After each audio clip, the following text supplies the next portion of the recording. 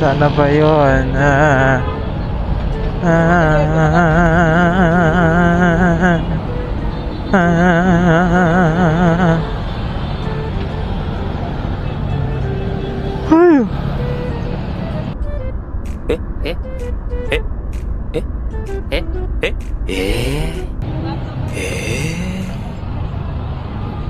sorry siya.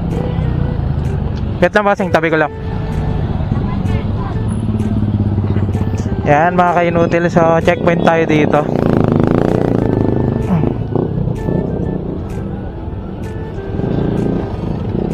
Nagkarap ka ba? Lalamove po. Eh, ano na? Okay na po. Naghanap po kasi ako ng hopya. Pinabibili po kasi ako hopya po. Ano kasi wapya? Tipas?